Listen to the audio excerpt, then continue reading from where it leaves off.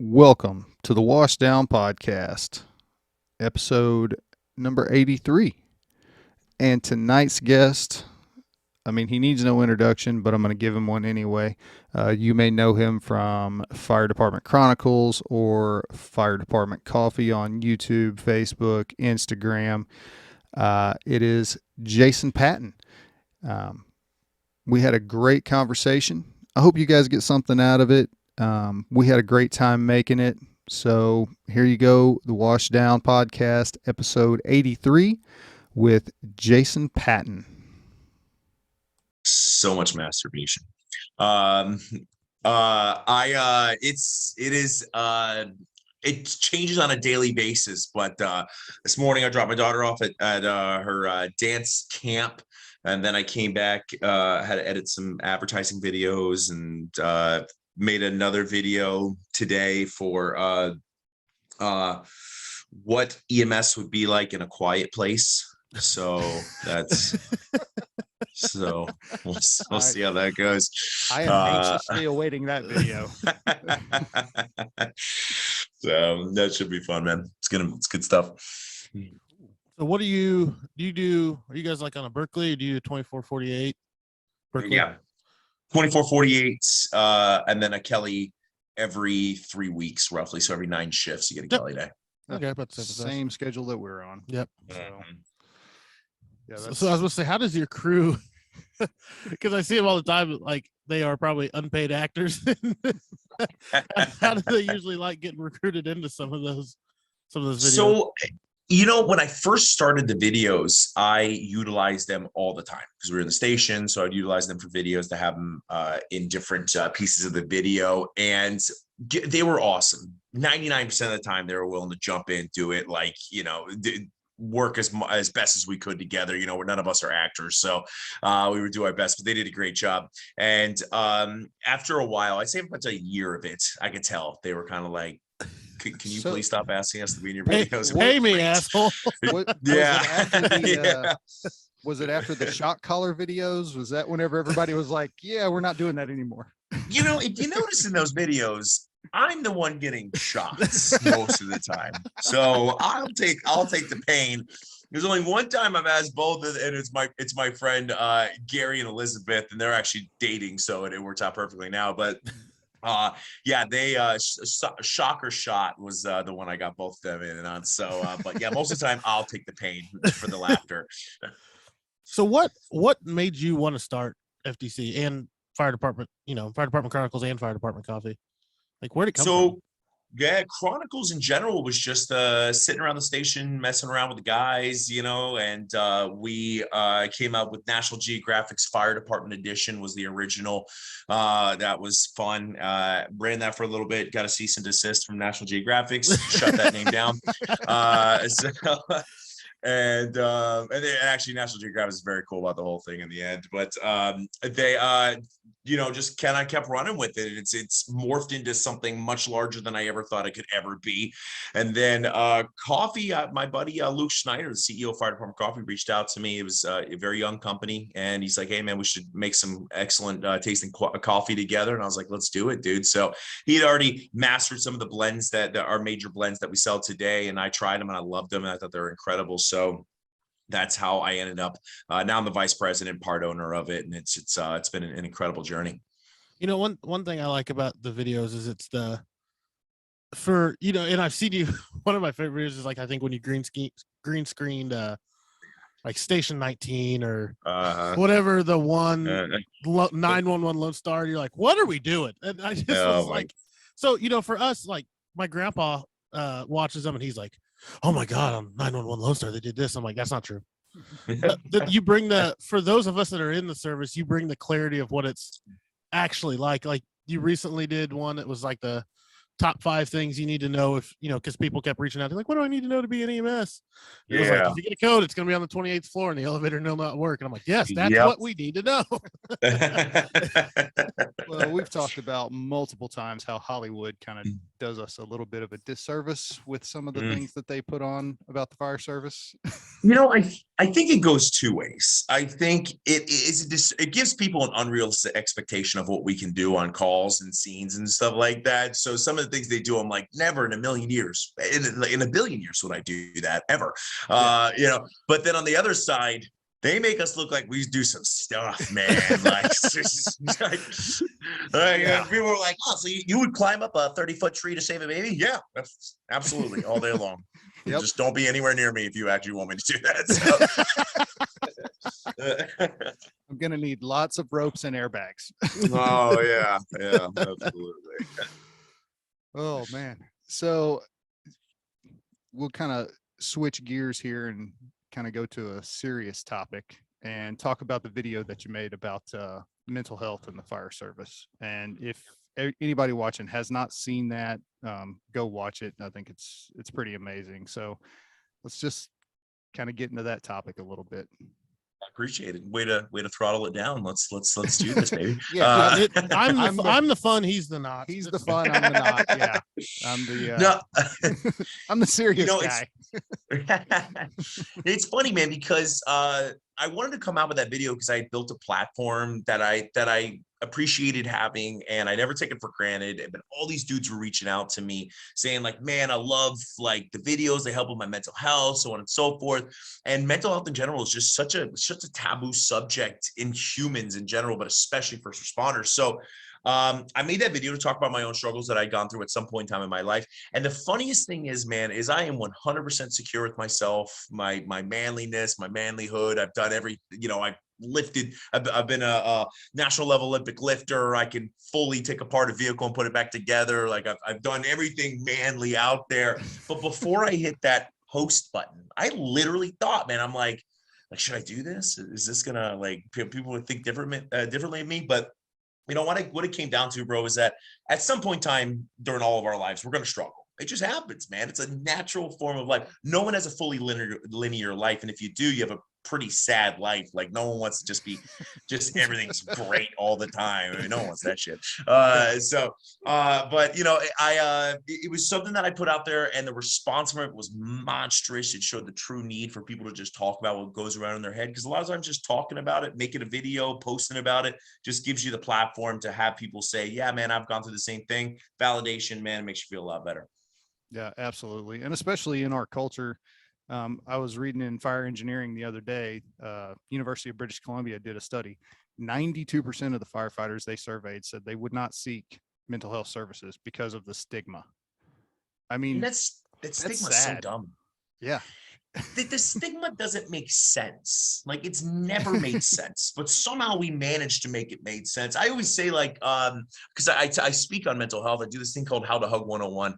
And I purposely named it that. So people would be like, what the hell am I going to right now? You know? So yes. But I talk about how like, whenever we talk about mental health in general and not talking about it because of stigmas or fear, feeling like we're going to be, or fear that we're going to be judged, you know, we're not the first ones to do mental health stuff. And some of the greatest warriors that we think of, you know, Spartans, the Greeks, you know, the Native American warriors of back in the day, like they all seeked some kind of mental health after they would go to war, after they saw the things during war. Native Americans would do something called sweat lodges, where they would go into these sweat lodges, talk about the things that they did during battle, and it would all be said to evaporate off of the rocks, and they would be released of their thoughts and everything. So like, we're not inventing the wheel, bro. This shit's been around for forever. We're just, you know, like, you gotta be a man, bro. Gotta be a man. Yeah. Well, and one thing I like about it too is like, even with you with the Fire Department Chronicles page, you still, whether guys realize it or not, they probably don't, is that you still bring humor to some of the struggle. Like we'll run these calls, and yeah, the code on the 28th floor with the elevator broken is kind of a bitch, and we'll complain about it, and we hate it, and we go home and complain about it. And then you watch the video and you're like, yeah, it was kind of funny now that I think about it. You know, and that's what I love is like it.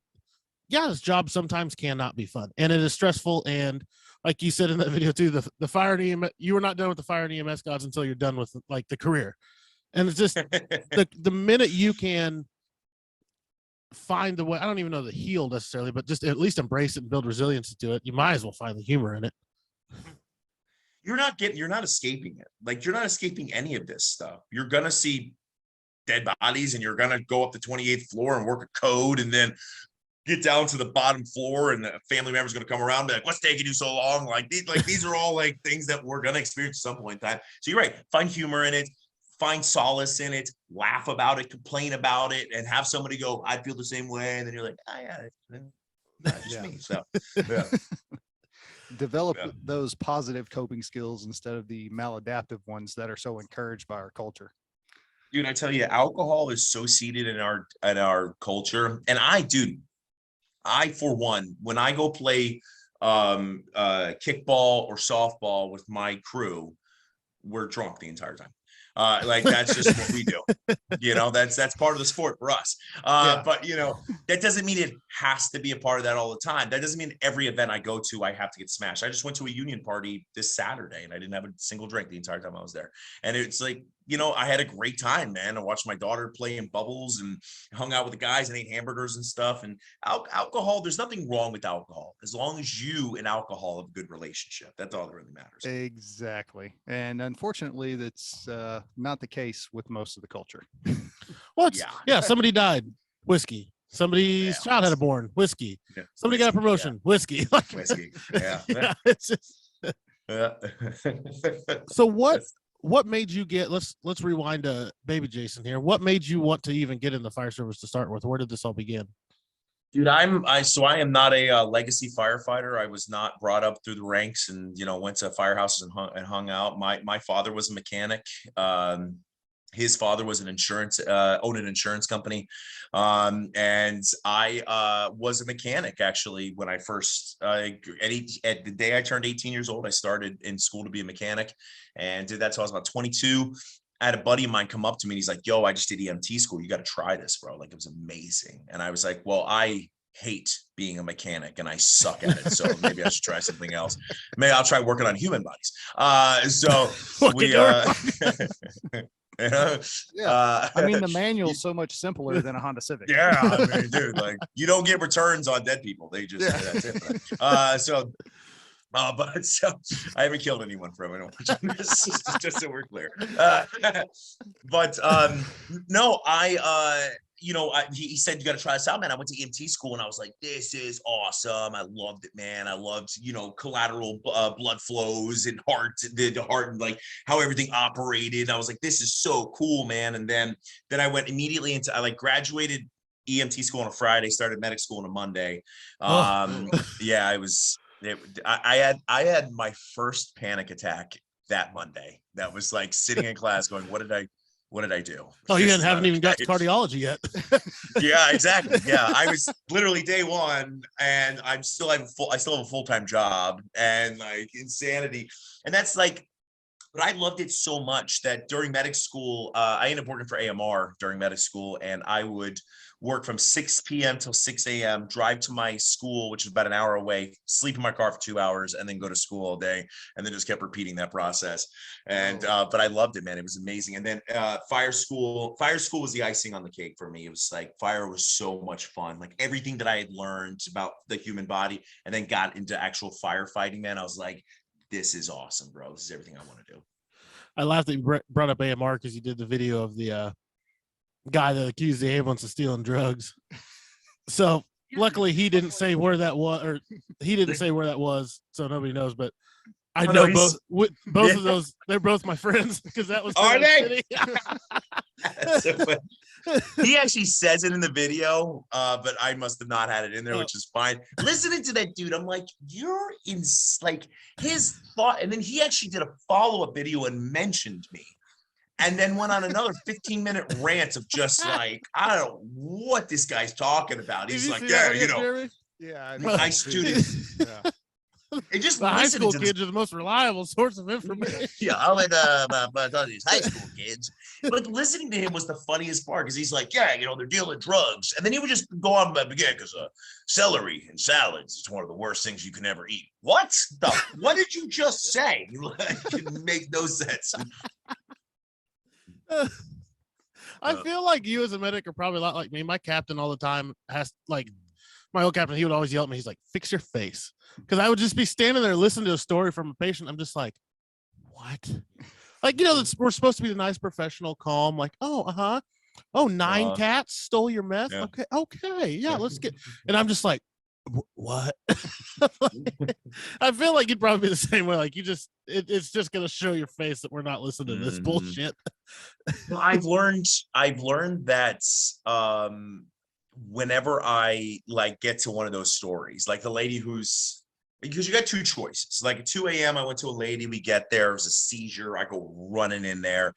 And I'm like, ma'am, like, and there's two people sitting on a couch, 2 a.m., staring at me. I'm like, who's having the seizure? And they're like, oh, no, we're not having a seizure. I'm like, well, who said they're having a seizure? She's like, my hands are dry.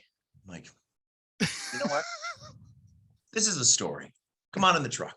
And I just walked there, got in the truck. Because how many times in your life are you going to be able to encode asking for emergency hand lotion? Not very many, but I did. I got to. So. That's what I wish. Like, I at least love you do it because there's so many calls. I'm like, the public can't know this. But if we put it behind a comedy satire page, it's actually the truth. They won't know it, but it's true. I just want to be at the nurse's station whenever you make that call to the hospital. I wheeled that lady in like she was the Queen of England. I mean, I could not have been, literally like wheeling her in and she's got her hands up and I'm like, emergency lotion, please. And the nurses, every one of them were like, what are you doing? Like, she wants to go to the hospital, man. Where is the taxi? So you call, we haul. That's how it is. So I at least love it when the nurses kind of have a sense of humor too. Like you give your radio report for your tope and they'll just to fuck with you, they'll be like, copy C in the trauma bay, and you're like, oh shit. Oh my god. Yeah, we had a guy call us for chest pain. He's like, I'm having a heart attack. We show up and we knock on the door and he opens up his window. It's a trailer, opens up his window. He's like, hey. He's like, you don't need to come in, man. I need a bottle out of that refrigerator. He had a refrigerator plugged in the middle of his lawn. He just wanted us to take a bottle of water and give it to him. So modern problems, modern solutions. Yeah, that's great. And 911 is usually that solution somehow. Yeah, pretty much. Yeah. So why did he have the refrigerator in the middle of his yard? That's the problem. You're asking questions. Don't ask questions. Is that entire story? That's what you want.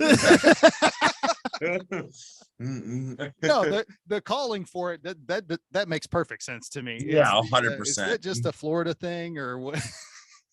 I'm telling you embrace it at some point in time, or it's going to drive you nuts, or you get promoted to driver, and then it's all much better. Oh no, I got promoted to captain, so yeah. Oh, nice. But then he has to worry about people like me making him be a captain. See, but so my new job, I got just placed, so I'm the DSO. I don't know if you guys have district safety officers, but I drive the battalion chief around. Okay. So I don't have to run EMS calls anymore. I run car wrecks and fires, and I stand there and make sure everybody's wearing their safety glasses and, all their safety equipment. And it's like, I hey, can good see job, this. I can see Jeremy. I'm saying, yeah. We call him Captain Complaint. So yeah, he will look for. He's the one that would walk around the scene with a measuring stick and just be like, "You're out of regulation here." That's so bad. Don't need enemies when you've got firefighter friends. 100%. So what's next for you? Obviously, continue the page. Where are you? At least let's start with the mental health realm. How are you wanting to grow that message and grow that following and get that out? Where's your plan for that? What do you want to do? It's a daily thing. Anytime I can make more videos and kind of lighten up the subject of mental health. I travel now. I speak at conferences. That's another big thing I've really enjoyed doing recently. So I've got to go to some pretty incredible conferences recently and speak about mental health. And it's a fun. I'm not up there for 3 hours. There's some people that are absolutely incredible at it. Dina Ali is amazing. She does like a 4-hour presentation about mental health and firefighter suicides and it's actually like really, really cool information, like stuff you want to hear, stuff that'll slap you in the face. Mine's like 35 to 45 minutes long and a little Q&A after, but it's just fun. It's literally all the station humor. I bring it up there. Definitely a mild amount of cursing. Like we have a really, really good time. So I like doing that in person. It makes a really good time. And then obviously with Banyan Treatment Centers, working with them, man, they're amazing. 18 facilities across the United States.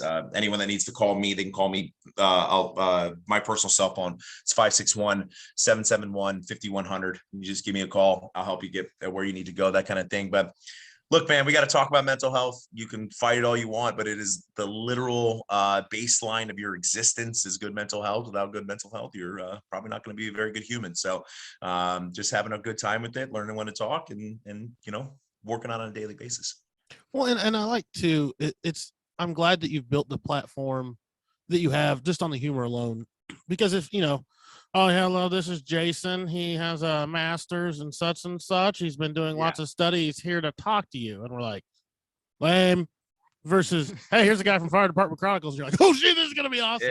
Yeah. So you have worked hard on that. You have built that platform in order to spread that message. And it's not easy. It took time, it took work, you had to put it into it. But I'm glad that you're at least, using that to share instead of just continuing to make funnies.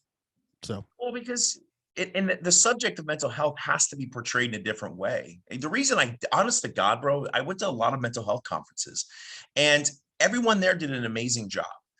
But it was either people telling their stories about their journeys that they've gone through and how they've gotten where they've gotten and back to it and so on and so forth, which is great. It really is. But when you hear 7 of those in a row, you're like, I'm going to shoot myself.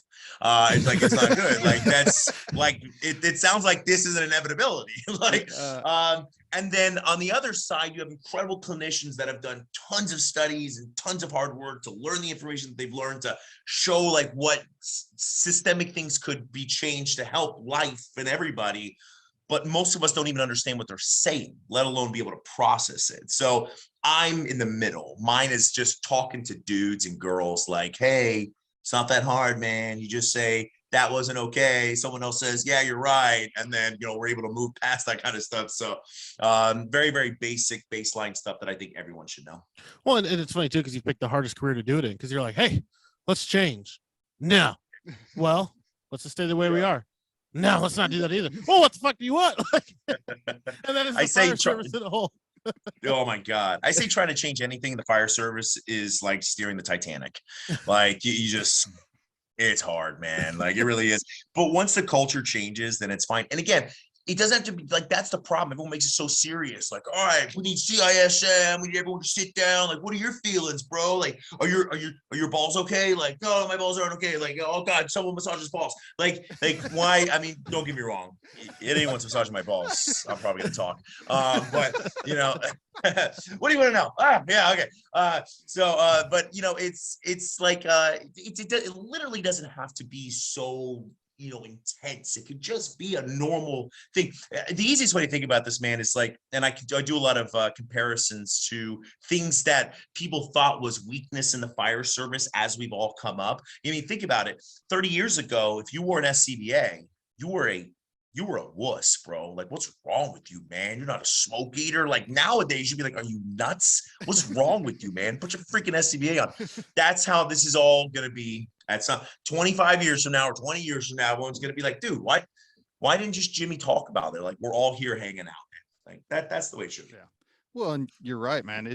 There is such a stigma on it and everybody makes it so big. I mean, not everybody needs to go see a counselor either. I mean, it could be just a conversation around the kitchen table. Yeah, dude. And yes, I say 3 things, man. Talk, and that means you got to shut up. You just got to listen to what someone's saying. Just shut up, let them talk, blah, blah, blah, blah, get it all out. Validate, just say, okay. You're like, yeah, man, I get it, bro. Like seeing dead baby's not okay. Obviously the whole, like, if you can't handle it, you shouldn't be in the fire service. Yeah. Like that should be like, like people say you should get a red card. You should be able to get 1 red card a year. You get to pull that out and punch someone in the face and turn your red card in kind of thing. I like it. That should be it. If you say that's where it's been, they get punched in the nuts immediately. They don't even see it coming. And then stop judging people. like what bothers you may not bother the other guy, but it's the same thing vice versa. So, just it's simplistic things that could truly change the way we all process stuff. And one thing too, I've noticed the shift too with like guys like you, Firefighter Fenton, and some of the cops. Just like, I hate to say, sound so damn millennial of myself, but even just like with TikTok, there for the longest time in first responder service, it was like, we don't talk, we don't tell our wives, nobody needs to know what we do. Let Law and Order and other shows explain it. And now we're just like, hey, why don't you jump on the shit show bandwagon with us? It's pretty funny. Like, but again, it's opening just more ways to talk. It doesn't have to be like, oh my God, dead babies. It's just, let's talk about the service, talk about the fun, talk about the not fun. Yeah. And talking to your spouses, man. I think give boundaries. Go to your wife or your husband and be like, yo, you cool with me talking about dead people? Like, yeah, I'm cool with it, because we spend, whether we want to or not, 2/3 of our lives in our homes, so you better have a good relationship. And people say all the time, like, you got to leave work at work and home at home. Like, you're stupid. That's not the way your brain works. Just come in, insert a card, home life gone. That's absolutely not the way that works. They told us whenever I went through the academy 18 years ago, they said, hey, you take your feelings, you put them in a shoebox, you put them under your bed, you leave them there. When you get home, you can have them back, but you don't bring them to work. That's, works great. And I get it. Like, I get why they say that, and it's like, you do it. But you can't do that. Like, that's not, you can't. Like, that's not the way this shit works, man. None of this works that way, So, like, I get why they say that. I do a different comparison. I call it the book on the shelf. You go on a call, you see something bad, you can't start crying in front of the patient, if it's their kid, like, you gotta deal with it. So you write down what your thoughts are right then, and you shove it up on your little imaginary bookshelf. And then when you get back from the call, if it's that bad, you pull it off, you process what you just wrote down with the boys and the girls in your station. And then, you're able to throw that book away. But if you just start taking shoe boxes and shoving them under the bed, then you got, your old crusty sock you also got jammed inside there, and a bunch of bottles and stuff. Like, what broke the bed? We don't know, Yeah. Well, and it's, I don't know what your wife does. She's, in the service and all, but like, it's, everyone always asks, well, why do firefighters and nurses and cops always date each other? Because we're all fucked up. Like, I could tell a story about some dude that was all mangled and doing this, and they'll probably one up me on another one. But that doesn't mean it's healthy. Like, it just means we're I mean, it's good in a sense, because that you can talk about stuff. My wife is actually wrapping up her bachelor's degree in human services, mental health, human services. So she's great. She's amazing. My wife, she actually at one point in time, she's like, I think I'm gonna go for like sex therapy. I said, no, you're not. No, you're not. Because I'm not coming home one day and I'm like, baby, let's have some sex. And she's like, why do you want to have sex, Jason? You just talk to your mom. Are you okay? Is there some underlying stuff? Like, that ain't happening. My wife is a counselor, and she deals almost exclusively with firefighters, cops, and veterans. So, yeah. I can imagine. Yeah. Oh man, she's a great resource. I was gonna say, probably great. Stop trying to read my mind, woman. Is this why? Was it the call you went on? Because we can do it. Yeah. You know what? I'm gonna go watch a movie and drink a beer. So what's next for Fire Department Coffee? You guys just continuing to grow, or? Yeah, man, we're on a rapid expansion right now, dude. It's been insane. We've actually had to hire an entire new shift to keep up with the coffee demand, which has been very cool. And then we are aggressively moving into retail currently, which is a very cool journey. Very stressful, but fun. And then in the next month, we will be announcing a new product first to the market. No one's ever seen it before. So Fire Department whiskey. legal whiskey. No, yeah. It's gonna be fun, man. Just send me the check every month in the mail. You're welcome. Yeah, just start. So yeah, man, we got a lot of really fun stuff kind of coming up now, man. We're very excited.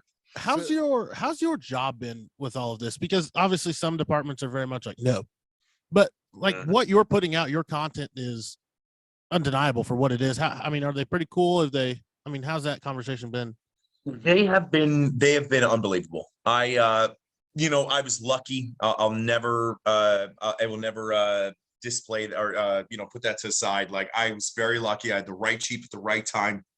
My content has always been PG-13. It's always been, family friendly. You can watch it with your kids. That was another big thing. But that chief left. I had a new chief take over now, who's my current chief, and he's been incredible since the beginning. I try to show support in reverse as well. So I try not to put him in bad places where he'll have to explain me. And then, which I could totally see that happen. He's actually an amazing chief. He says I'm like plutonium. He says, as long as I'm contained, I'm good. But the second a leg gets out, we're burning down the station. It's a bad day for everybody. Every year, and another thing, my community that I work in, love the community and the kids. I don't think any kid during Christmas should ever suffer.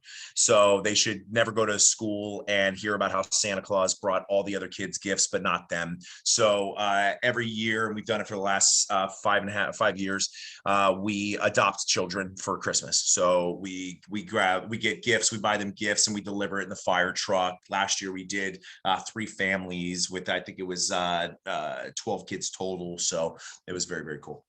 That's awesome. Nice. My question is, when do you sleep? Because you've got a lot of balls in the air. I have a lot of balls in my hands at all times. I set you up for that one.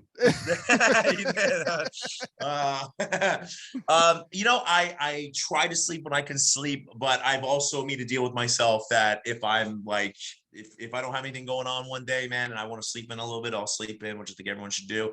And dude, there's some days where 2:00 in the afternoon, my body's like, we're taking a nap. And I'm like, all right, I guess we're taking a nap. And I take a little hour nap or 45-minute nap and get it done.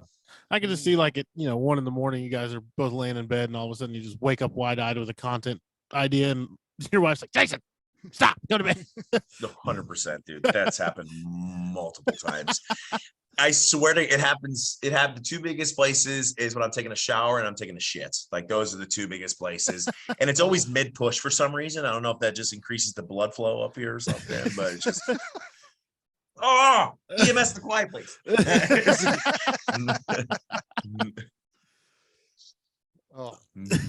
So the people, obviously, we still have the same humor. You're still the same Jason in this, but for those that watch it that probably haven't watched Fire Department Chronicles and don't truly know you, or in all realism, the kids that are asking for advice, I mean, what do you have for them getting ready to come in the fire service, or people, what do you have to say to them?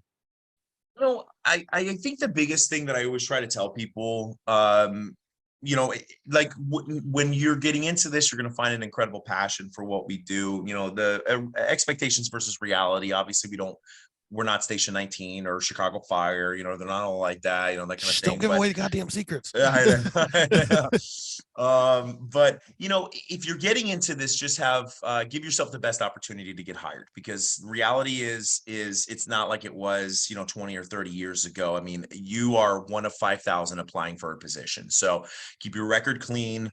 Don't get speeding tickets. Don't get obviously DUIs and stuff like that. And as ironic as it might seem, social media, keep your social media clean. Especially if you're in a hiring process, don't be posting a bunch of political stuff, because the guy that might be hiring you may be the other side of whatever political stuff you're standing on. And whether you want to believe it or not, that kind of stuff matters sometimes. So yes, it matters, James. What?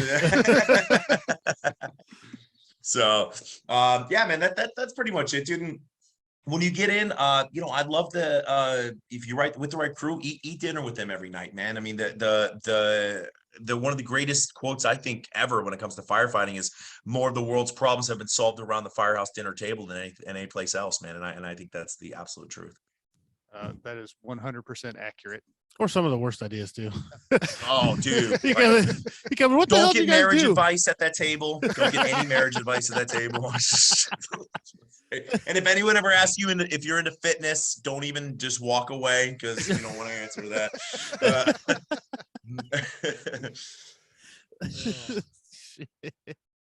Yeah, those are two great ones. Yeah, and money advice too.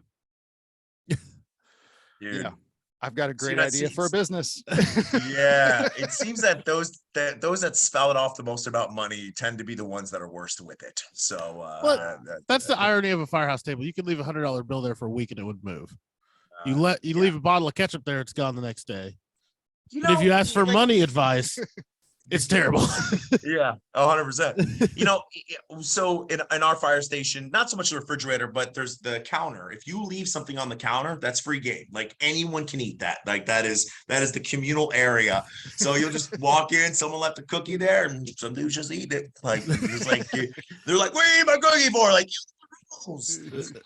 bro, it's on the counter. It's going in someone's mouth. Like that's just the way it is. Like it's like, so we call, like our cook shack, and so our stations gather money every day and we go shopping as a crew. And it's funny because we all of our fridges have padlocks on them, and one day a shift will forget to lock their fridge before they all go home, so we will base our ingredients of what we need to buy based off what's in their fridge for the day.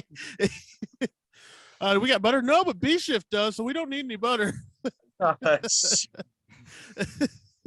video I just put out, or we put it behind the scenes. We're coming out with a really fun video we did with Genesis Rescue Systems, and one of the clips is taking one of their new electric hydro spreader tools. And good catch, Jason. Good catch. Yeah, geez, I want to cut that one out.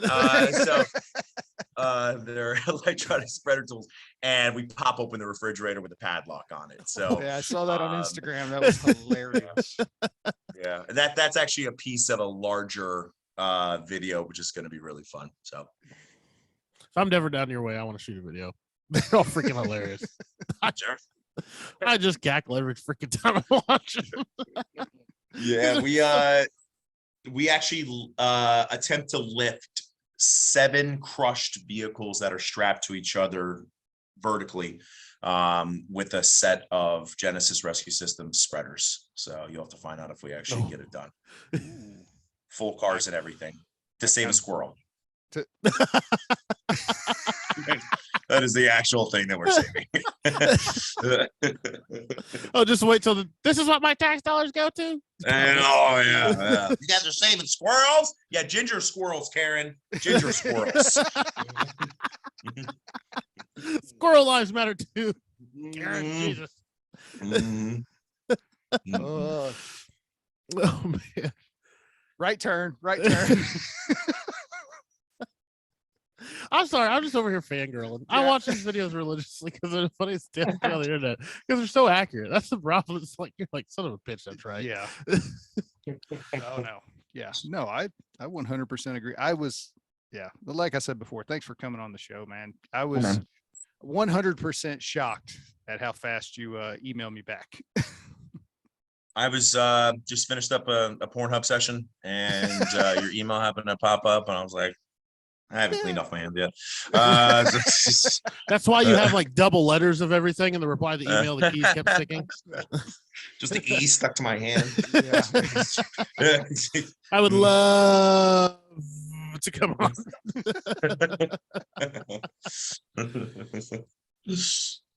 Oh.